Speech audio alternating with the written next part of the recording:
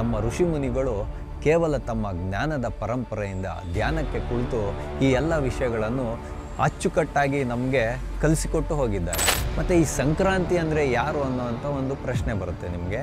ಸಂಕ್ರಾಂತಿ ಅನ್ನೋದನ್ನು ದೇವತೆಗೆ ಹೋಲಿಕೆಯನ್ನು ಮಾಡಲಾಗಿದೆ ನಮ್ಮ ಶಾಸ್ತ್ರ ಪುರಾಣಗಳಲ್ಲಿ, ಹಿಂದೂ ಧರ್ಮದಲ್ಲಿ. ಇವತ್ತಿನ ಜನ್ರೇಷನ್ಗೆ ಅದೆಲ್ಲ ಗೊತ್ತೇ ಇಲ್ಲ. ಎಳ್ಚಿ ಹಣ್ಣು ಅಂತ ನೀವು ತೊಗೊಂಡೋಗಿ ಕೊಟ್ಟರೆ, ಅಯ್ಯೋ ಇದರಲ್ಲಿ ಏನಿದೆ, ಇದು ಹೆಂಗಿದೆ, ವಾಸನೆ ಇದೆ, ತಿನ್ನಲ್ಲ ಅನ್ನೋ ಅಂತ ಹೇಳೋ ಮಟ್ಟಕ್ಕೆ ಇವತ್ತು ನಮ್ಮ ಸಮಾಜ ಹೋಗಿರ್ತಕ್ಕಂಥದ್ದು. ಟಿವಿ ವಿಕ್ರಮದ ಸಮಸ್ತ ವೀಕ್ಷಕರಿಗೆ ಆಟೋವಾಲ ಕಾರ್ಯಕ್ರಮಕ್ಕೆ ಆತ್ಮೀಯವಾದ ಸ್ವಾಗತ. ನಾನು ನಿಮ್ಮ ಜಯಂತ್ ಪಾಂಡೆ. ಸ್ನೇಹಿತರೆ, ಆಟೋವಾಲ ಕಾರ್ಯಕ್ರಮಕ್ಕೆ ನಾವಿಂದು ಆಯ್ದುಕೊಂಡಂತಹ ವಿಷಯ ಮಕರ ಸಂಕ್ರಾಂತಿ. ಸ್ನೇಹಿತರೆ, ಮೊಟ್ಟ ಮೊದಲನೆಯದಾಗಿ ಎಲ್ಲರಿಗೂ ಮಕರ ಸಂಕ್ರಾಂತಿಯ ಹಾರ್ದಿಕ ಶುಭಾಶಯಗಳು.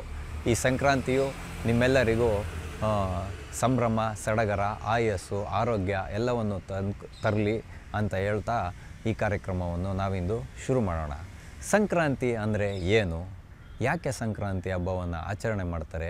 ಇದರ ಶಾಸ್ತ್ರದ ಹಿನ್ನೆಲೆ ಏನು, ಆಧ್ಯಾತ್ಮದ ಹಿನ್ನೆಲೆ ಏನು, ಸಾಮಾಜಿಕ ಹಿನ್ನೆಲೆ ಏನು, ವೈಜ್ಞಾನಿಕ ಹಿನ್ನೆಲೆ ಏನು ಅಂತ ಹೇಳೋ ಎಲ್ಲ ವಿಷಯವನ್ನು ನಾನಿವತ್ತು ನಿಮ್ಮೊಂದಿಗೆ ಹಂಚಿಕೊಳ್ಳಿದ್ದೇನೆ. ಸ್ನೇಹಿತರೆ, ಹಿಂದೂ ಧರ್ಮದಲ್ಲಿ ಯಾವುದೇ ಒಂದು ಆಚರಣೆಯನ್ನಾಗಲಿ, ಯಾವುದೇ ಒಂದು ಹಬ್ಬ ಹರಿದಿನವನ್ನಾಗಲಿ ಸುಮ್ಮನೆ ಏನು ಮಾಡ್ತಾ ಇಲ್ಲ. ಅದಕ್ಕೆಲ್ಲಕ್ಕೂ ನಮ್ಮ ಋಷಿಮುನಿಗಳ ಅಗಾಧವಾದಂಥ ಜ್ಞಾನ ಪರಂಪರೆಯ ಒಂದು ಕೊಡುಗೆ ಇದೆಲ್ಲ. ಇವತ್ತು ನ್ಯಾಸಾ ಇರ್ಬೋದು, ಇಸ್ರೋ ಇರ್ಬೋದು, ಎಂತಹ ದೈತ್ಯ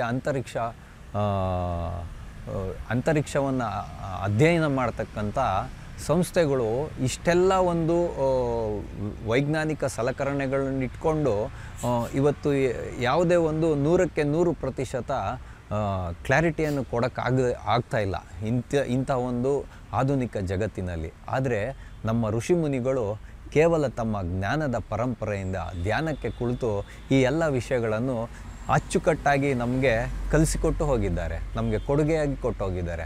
ಅದನ್ನು ನಾವು ಆಚರಣೆ ಮಾಡೋದ್ರಲ್ಲೇ ನಮ್ಮೆಲ್ಲರ ಶ್ರೇಷ್ಠತೆ ಅಡಗಿದೆ. ಅದೇ ಸಂಕ್ರಾಂತಿ ಹಬ್ಬ. ಏನಿದು ಸಂಕ್ರಾಂತಿ ಹಬ್ಬ? ಖಗೋಳಶಾಸ್ತ್ರದ ಪ್ರಕಾರ ಖಗೋಳಶಾಸ್ತ್ರ ಅನ್ನೋದು ಕೂಡ ಒಂದು ವಿಜ್ಞಾನವೇ. ಆಧ್ಯಾತ್ಮ ಅಂದರೆ ಅದು ಜ್ಞಾನದ ಅನ್ವೇಷಣೆಯನ್ನು ಮಾಡ್ತಕ್ಕಂಥದ್ದೇ ವಿಜ್ಞಾನ. ಇವತ್ತು ನಮ್ಮ ಋಷಿಮುನಿಗಳು ಕೊಟ್ಟಿರತಕ್ಕಂಥ ಜ್ಞಾನವನ್ನು ವಿಜ್ಞಾನ ಅನ್ವೇಷಣೆ ಮಾಡ್ತಾನೇ ಇದೆ. ಆದರೆ ಅದು ಅಂತ್ಯ ಇಲ್ಲ. ಯಾಕೆ ಅಂತೇಳಿದ್ರೆ, ನಮ್ಮ ಋಷಿಮುನಿಗಳು ಕೊಟ್ಟಿರ್ತಕ್ಕಂಥದ್ದು ಅದ್ವಿತೀಯವಾದ ಜ್ಞಾನ. ಅದರಲ್ಲಿ ಯಾವುದೇ ರೀತಿಯಾದಂತಹ ಬದಲಾವಣೆಗಳು ಇರೋದಕ್ಕೆ ಸಾಧ್ಯ ಇಲ್ಲ. ಯಾಕೆ ಅಂತೇಳಿದ್ರೆ, ಋಷಿಮುನಿಗಳಿಗೆ ಲಭ್ಯವಾಗಿದ್ದು ಭಗವಂತನ ಜ್ಞಾನ. ಆ ಭಗವಂತನ ಜ್ಞಾನದಿಂದನೇ ಇವತ್ತು ಅವರು ನಮಗೆ ಆಧ್ಯಾತ್ಮ, ಧರ್ಮ, ಸಂಸ್ಕೃತಿ, ಪರಂಪರೆ, ಸಂಸ್ಕಾರ ಇಂತಹ ಎಲ್ಲ ಕೊಡುಗೆಯನ್ನು ಕೊಟ್ಟೋಗಿದ್ದಾರೆ. ಈಗ ನಾವು ಸಂಕ್ರಾಂತಿ ಅಂದರೆ ಏನು ಅಂತ ತಿಳ್ಕೊಳ್ಳೋಣ. ಅಂದರೆ ಈಗ ಭೂಮಿ ಸೂರ್ಯನನ್ನು ಒಂದು ಪ್ರದಕ್ಷಿಣೆ ಹಾಕೋಕ್ಕೆ 365 ದಿನಗಳ ಕಾಲವನ್ನು ತೆಗೆದುಕೊಳ್ಳುತ್ತೆ. ಅದರಲ್ಲಿ ಮೊದಲ 6 ತಿಂಗಳ ಕಾಲ, ಅಂದರೆ ಇವಾಗ ಜನವರಿಯಿಂದ ಜೂನ್ ಮಧ್ಯದ ಭಾಗದ ಹೊರಗಿನ ಕಾಲ ಏನಿದೆ, 6 ತಿಂಗಳ ಕಾಲ, ಇದನ್ನು ಮಕರ ಸಂಕ್ರಾಂತಿ ಅಂತ ಕರೀತಾರೆ. ಅದಾದಮೇಲೆ ಜೂನಿಂದ ಮತ್ತೆ ಇನ್ನು 6 ತಿಂಗಳ ಕಾಲ ಏನು ಬರುತ್ತೆ, ಡಿಸೆಂಬರಿಂದ ಜನವರಿ 14ನೇ ತಾರೀಕುವರೆಗೂ ಇದನ್ನು ಕರ್ಕ ಸಂಕ್ರಾಂತಿ ಅಂತ ಕರೀತಾರೆ. ಏನಪ್ಪ ಇದು ಅಂತ ಹೇಳಿದ್ರೆ, ಇವಾಗ ಭೂಮಿ ಹಿಂಗಿದೆ ಅಂತ ಇಟ್ಕೊಳ್ಳಿ. ನೀವೊಂದು ಚೆಂಡನ್ನು ನಿಮ್ಮ ಮುಂದೆ ಕಲ್ಪನೆ ಮಾಡ್ಕೊಳ್ಳಿ. ಆ ಚೆಂಡನ ಮಧ್ಯಭಾಗ ಇದೆಯಲ್ಲ, ಅಲ್ಲಿ ಒಂದು ಲೈನನ್ನು ಹಾಕಿದ್ರೆ ಅದನ್ನು ಸಮಭಾಜಕ ವೃತ್ತ ಅಂತ ಹೇಳ್ತಾರೆ. ಆ ಸಮಭಾಜಕ ವೃತ್ತದ ಅದನ್ನು ಕರ್ಕಾಟಕ ಸಂಕ್ರಾಂತಿ ವೃತ್ತ ಅಂತಲೇ ಕರೀತಾರೆ. ಅಂದರೆ ಆ ರೇಖೆಗೆ ಕರ್ಕಾಟಕ ಸಂಕ್ರಾಂತಿ ರೇಖೆ ಅಥವಾ ಕರ್ಕಾಟಕ ಸಂಕ್ರಾಂತಿ ವೃತ್ತ ಅಂತ ಕರೀತಾರೆ. ಅರ್ಧ ಭಾಗದ ಮೇಲಕ್ಕೇನಿದೆ ಅಂದರೆ ಅದು ಸಮ್ ಡಿಗ್ರೀಸ್, 2.5-3 ಡಿಗ್ರಿ ಈ ಥರ ಬರುತ್ತೆ. ಅದನ್ನು ಮಕರ ಸಂಕ್ರಾಂತಿ ಕಾಲದಲ್ಲಿ, ಅಂದರೆ ಉತ್ತರಾಯಣ ಕಾಲದಲ್ಲಿ, ಅಂದರೆ ಇವಾಗ ಜನವರಿ 14ಕ್ಕೆ ನಾವಿವಾಗ ಆಚರಣೆಯನ್ನು ಮಾಡ್ತಾಯಿದ್ದೀವಲ್ಲ ಸಂಕ್ರಾಂತಿ ಹಬ್ಬ. ಆ ಕಾಲದಲ್ಲಿ ಸೂರ್ಯ ಈ ಸಮಭಾಜಕ ವೃತ್ತದಿಂದ ಮೇಲ್ಗಡೆಗೆ ತನ್ನ ಪಯಣವನ್ನು ಮಾಡ್ತಾನೆ. ಇದು ಮಕರ ರಾಶಿಯಲ್ಲಿರೋದ್ರಿಂದ ಇದಕ್ಕೆ ಮಕರ ಸಂಕ್ರಾಂತಿ ಅಂತ ಕರೀತಕ್ಕಂಥದ್ದು. ಮಕರ ರಾಶಿಯನ್ನು ಓಕೆ, ಸಂಕ್ರಾಂತಿ ಯಾರು ಅನ್ನೋಂಥ ಪ್ರಶ್ನೆ ನಿಮಗೆ ಬರುತ್ತೆ. ಅದಕ್ಕೆ ನಾನು ಮುಂದೆ ಉತ್ತರವನ್ನು ಹೇಳಿದ್ದೇನೆ. ಈಗ ಜನವರಿ 14ನೇ ತಾರೀಕಿನಿಂದ ಸೂರ್ಯ ತನ್ನ ದಿಶೆಯನ್ನು ಚೇಂಜ್ ಮಾಡ್ತಾನೆ. ಅಂದರೆ ಮೇಲಗಡೆಗೆ ತನ್ನ ಒಂದು ಪ್ರಭಾವವನ್ನು ಬೀರ್ತಾನೆ. ಅಂದರೆ ಸೂರ್ಯನ ಕಕ್ಷೆ ಮೇಲಕ್ಕೆ ಹೋಗುತ್ತೆ ಸ್ವಲ್ಪ ಮಟ್ಟಿಗೆ.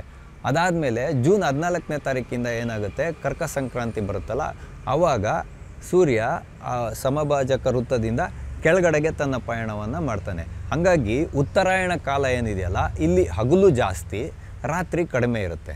ಅಂದರೆ ಇದು ಸಂಜೆ ಮುಸ್ಸಂಜೆ ಆಗಿ ರಾತ್ರಿ ಆಗೋದಕ್ಕೆ ಸ್ವಲ್ಪ ಒಂದು 15-20 ನಿಮಿಷಗಳ ಕಾಲ ಜಾಸ್ತಿ ಸಮಯ ಆಗುತ್ತೆ. ಆದರೆ ದಕ್ಷಿಣಾಯಣ ಕಾಲ ಅಂತ ಏನು ಕರಿತೀವಿ ನಾವು, ಜೂನ್ ನಂತರದಲ್ಲಿ ಹಗಲು ಕಡಿಮೆ ಇರುತ್ತೆ, ರಾತ್ರಿ ಸಂಜೆ ಅಂದರೆ ಕತ್ಲಾಗೋದು ಬೇಗ ಆಗುತ್ತೆ. ಇದು ವೈಜ್ಞಾನಿಕ ಹಿನ್ನೆಲೆ. ಹಾಗಾಗಿ ಇಂಥ ಕಾಲದಲ್ಲಿ ನಾವು ಗಂಗೆ, ಯಮುನೆ ಮತ್ತು ಗೋದಾವರಿ, ಕೃಷ್ಣ, ಕಾವೇರಿ ಈ ಥರ ಪುಣ್ಯ ನದಿಗಳಲ್ಲಿ ಸ್ನಾನ ಮಾಡಿದ್ರೆ ತುಂಬ ಒಳ್ಳೆಯದು. ನಮಗೆ ಭಗವಂತನ ಕೃಪೆ ಪ್ರಾಪ್ತಿಯಾಗುತ್ತೆ ಅಂತ ಹೇಳ್ತಕ್ಕಂಥದ್ದು ಆಧ್ಯಾತ್ಮ. ಮತ್ತು ಈ ಸಂಕ್ರಾಂತಿ ಅಂದರೆ ಯಾರು ಅನ್ನೋವಂಥ ಒಂದು ಪ್ರಶ್ನೆ ಬರುತ್ತೆ ನಿಮಗೆ. ಸಂಕ್ರಾಂತಿ ಅನ್ನೋದನ್ನು ದೇವತೆಗೆ ಹೋಲಿಕೆಯನ್ನು ಮಾಡಲಾಗಿದೆ ನಮ್ಮ ಶಾಸ್ತ್ರ ಪುರಾಣಗಳಲ್ಲಿ, ಹಿಂದೂ ಧರ್ಮದಲ್ಲಿ. ಈ ಸಂಕ್ರಾಂತಿ ಅಂತ ಹೇಳುವಂಥ ದೇವತೆ ಸಂಕಾಸುರ ಅಂತ ಹೇಳುವಂಥ ಒಬ್ಬ ಅಸುರನನ್ನು ವಧೆ ಮಾಡಿದ್ಲು. ಅದರ ಪ್ರತೀಕವಾಗಿ ನಾವಿವತ್ತು ಸಂಕ್ರಾಂತಿ ಹಬ್ಬವನ್ನು ಆಚರಣೆ ಮಾಡ್ತೀವಿ ಅಂತ ಹೇಳ್ತಕ್ಕಂಥದ್ದು ಶಾಸ್ತ್ರ. ಇದು ಸಂಕ್ರಾಂತಿ ಹಬ್ಬದ ಆಧ್ಯಾತ್ಮಿಕ ಮತ್ತು ವೈಜ್ಞಾನಿಕ ಹಿನ್ನೆಲೆ. ಇನ್ನು ಸಾಮಾಜಿಕವಾಗಿ ನಾವು ನೋಡೋಣ. ಭಾರತ ಹೇಳಿ ಕೇಳಿ ಕೃಷಿ ಚಟುವಟಿಕೆಯನ್ನು ಯಥೇಚ್ಛವಾಗಿ ಹೊಂದಿರತಕ್ಕಂಥ ದೇಶ ನಮ್ಮದು. ಹಾಗಾಗಿ ಈ ಕಾಲದಲ್ಲಿ ಸುಗ್ಗಿ ಕಾಲ ಬರುತ್ತೆ. ಸಂಕ್ರಾಂತಿಯನ್ನು ದೇಶದ ಹಲವೆಡೆಗಳಲ್ಲಿ ಆಚರಿಸ್ತಾರೆ, ಕೆಲವು ಕಡೆಗಳಲ್ಲಿ ಆಚರಿಸಲ್ಲ, ಅಲ್ಲಿನ ಒಂದು ಭೂಲಕ್ಷಣಗಳ ಆಧಾರಿತವಾಗಿ. ಹಾಗಾಗಿ ನಮ್ಮ ಕರ್ನಾಟಕದ ಪ್ರಾಂತ್ಯಕ್ಕೆ ಬರೋದಾದರೆ ಬಯಲು ಸೀಮೆಯಲ್ಲಿ ಎಲ್ಲ ಕಡೆಗೂ ಆಚರಣೆ ಮಾಡ್ತಾರೆ. ಕೆಲವು ಕೋಸ್ಟಲ್ ಏರಿಯಾಗಳಲ್ಲಿ ಕೆಲವು ಕಡೆಗೆ ಆಚರಣೆ ಮಾಡೋದಿಲ್ಲ ಅನ್ನೋದು ಇದೆ.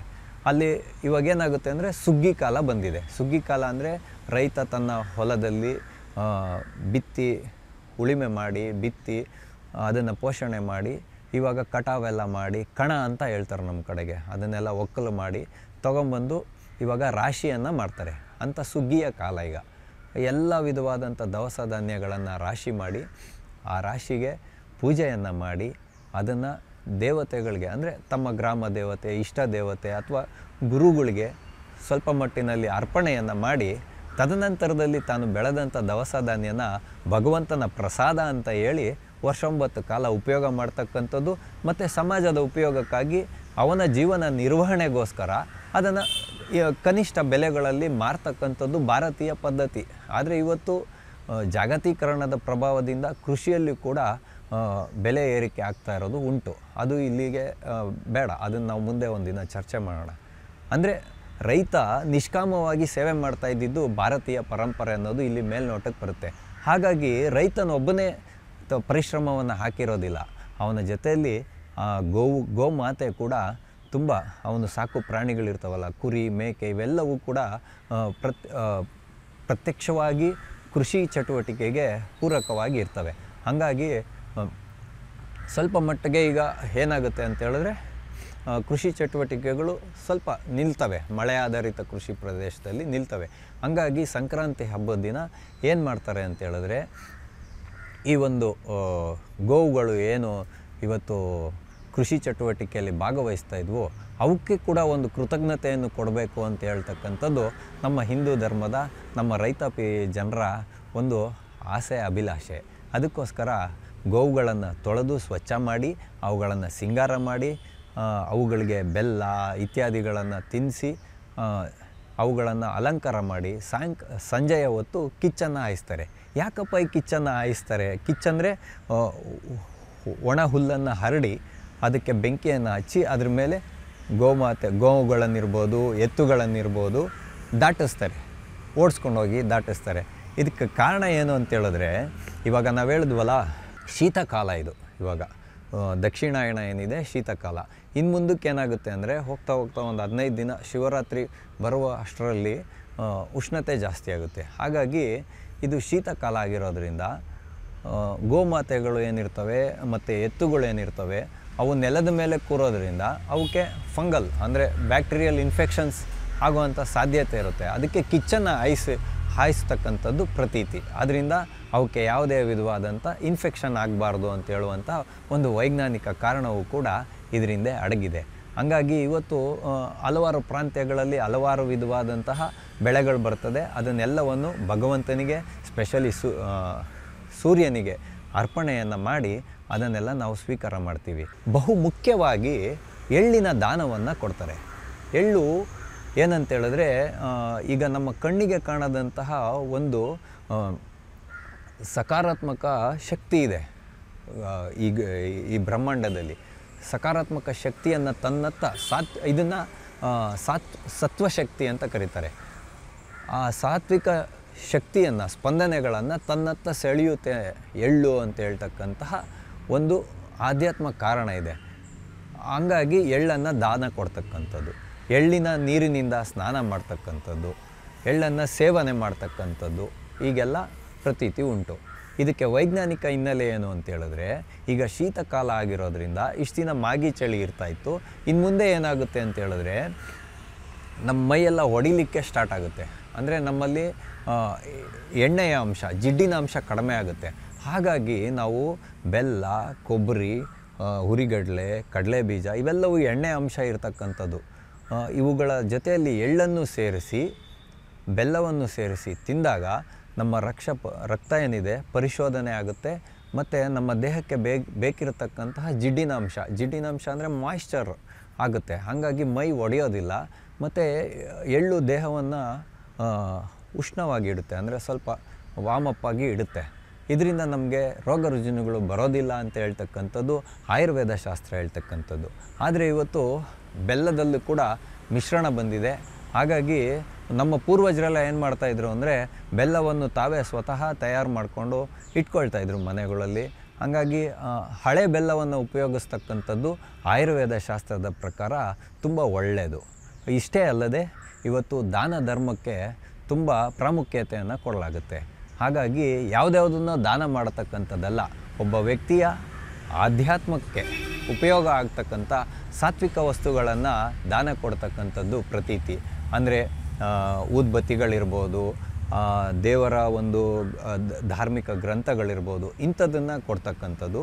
ಮತ್ತು ಹೆಣ್ಣು ಮಕ್ಕಳಿಗೆ ಮಡಿಲನ್ನು ತುಂಬುವಂಥ ಕೆಲಸವನ್ನು ಕೂಡ ಮಾಡ್ತಾರೆ. ಅಂದರೆ ಮಡಿಲು ತುಂಬ್ತಾರೆ, ಅಂದರೆ ಅವ್ರಿಗೆ ಇದು ಮಾಡಿ ಅರ್ಶಿನ ಕುಂಕುಮ ಕೊಟ್ಟು ಬಾಗಿಣ ಅಂತ ಹೇಳ್ತಾರೆ. ಅದನ್ನು ಕೂಡ ಮಾಡುವಂಥ ಪ್ರತೀತಿ ಉಂಟು.